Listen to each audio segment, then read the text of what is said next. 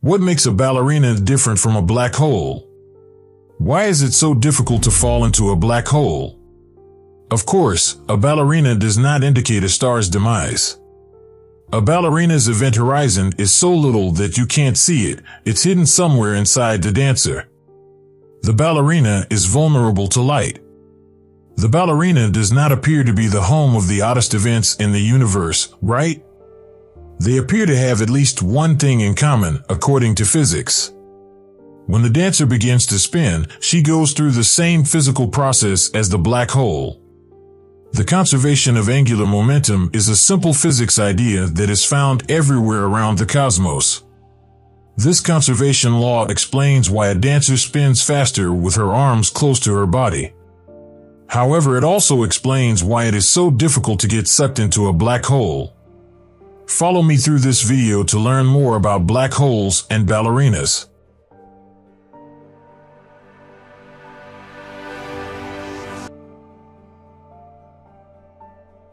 I'm sorry, but falling into a black hole is not a pleasant experience.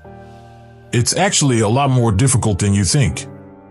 Science fiction movies and books have always informed us that black holes are massive sources of gravity, so powerful that nothing, not even light, can escape them. The famed singularities rise in the fabric of space-time, where laws of physics break down, are regarded to be the ultimate absorbers. However, falling into a star is far easier than falling into a black hole. Do you believe I'm talking nonsense? Take a look at this. Which do you think would be easier to cross with your spaceship if you had a galaxy full of black holes and one full of stars? It's the one with black holes, I swear. Because, despite being the ultimate absorbers, their massive sucking impact is limited to a very tiny radius. You won't fall if you remain away from it, because black holes are like pins in space, and while they can distort it, the curvature is only really peaked near the singularity. You're secure somewhere else if you keep a certain distance. The situation is significantly more complicated for celebs.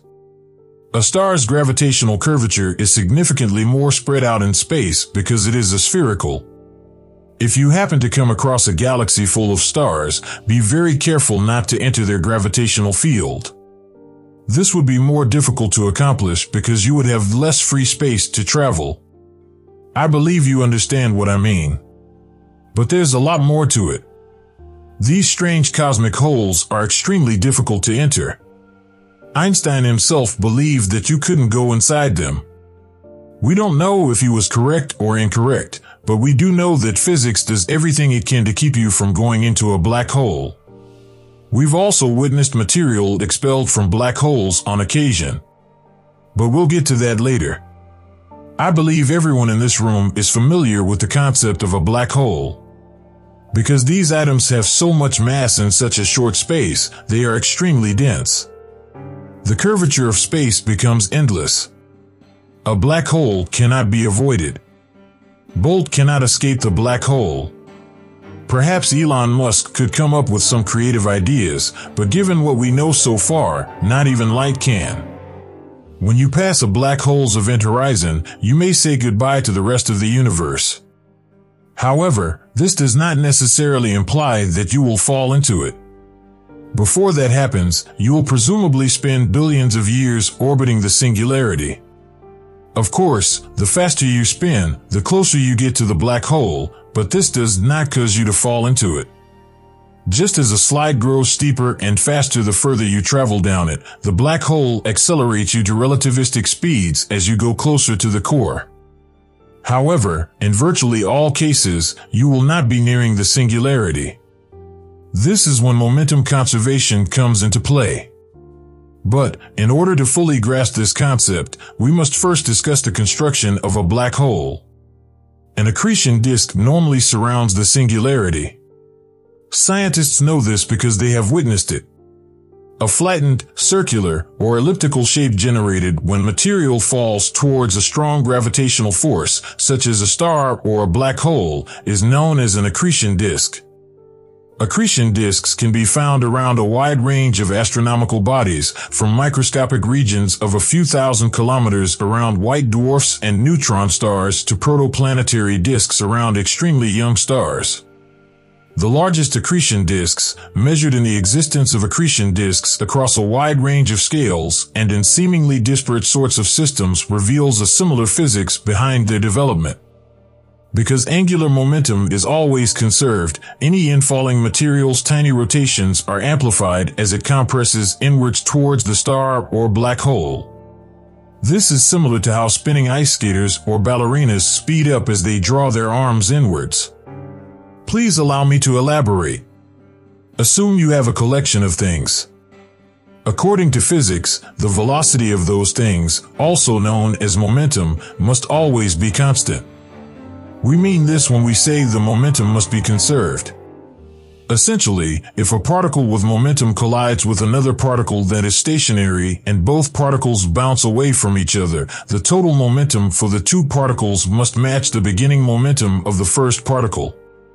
This is the same idea that astronauts on the International Space Station use to move to stay afloat, or what happens when the ignition is turned on, the engines are fired, and the rocket takes off. When the momentum imparted to the air by the propellant going down is added to the momentum imparted to the air by the rocket going up, the upward and downward momentum are equal, resulting in a net zero momentum, which was the same as when the rocket was standing still on the launch platform with no engines on. But how does this relate to black holes and accretion disks? Accretion disks are not required components of black holes. Simple black holes exist, according to physics, but they are found alone and forlorn. They are simple objects with a mass, a spin, and an electric charge. Some black holes, though, are more intriguing than others.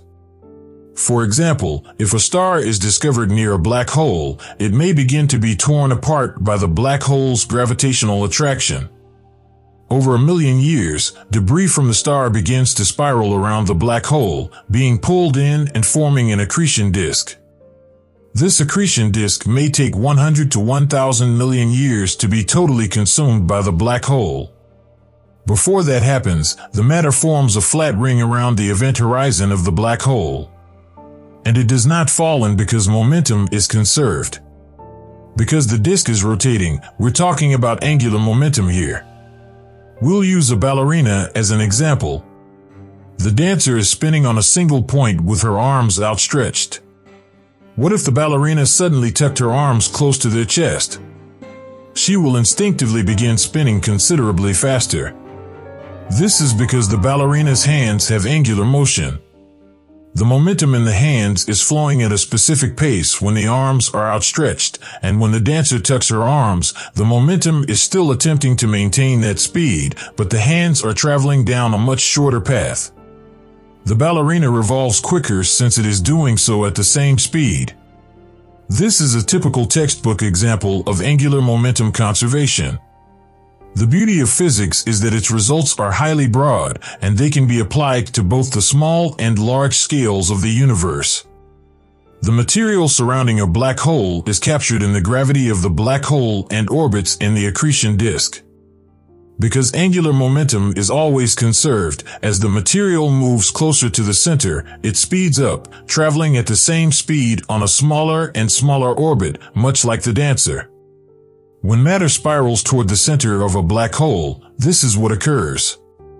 So imagine this stolen stuff from another star being sucked and spiraled into the black hole as it accelerates to relativistic speeds. The accretion disk material finally hits a limit where it can no longer move any faster. It has encountered a stumbling barrier as a result of the speed of light. Collisions and friction heat up the stuff around the event horizon at this level. Everything becomes really heated. I don't think you should go, you'd die in an oven. The temperature can exceed 10 million degrees Celsius. When this happens, atoms collide, causing them to give off more and more of their mass, converting it into energy according to Einstein's famous law, E equals mc squared. Scientists believe that 10 to 40% of an atom's mass is released in the form of energy this manner. The accretion disk is extremely brilliant as a result of its energy emission. But how much brighter can it get? The brightest of these disks are known as quasars, and their brilliance can surpass 1,000 times that of all the stars in the Milky Way galaxy combined. What's more, a small percentage of supermassive black holes, the enormous ones that lurk at the centers of galaxies, sometimes known as quasars, emit light-speed jets of particles as they feast. Astronomers aren't sure what drives jets, but they believe it's the merger of a black hole and an accretion disk. The most widely accepted explanation for jet formation is because the fast-spinning accretion disk, which contains charged particles, generates a high magnetic field that comes into contact with the black hole.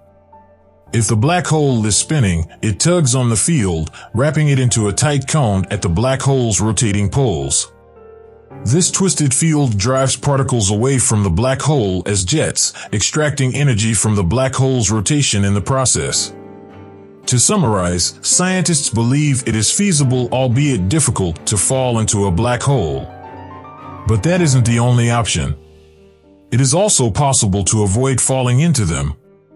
A black hole can harm you in a variety of ways. You'd most certainly perish from the generated heat while spiraling in the accretion disk. If you made it to the singularity, you might get spaghettified. Perhaps you could be a component of a relativistic plasma jet injected into space. In any event, I would advise you not to approach a black hole. Alright everyone, this video has come to an end.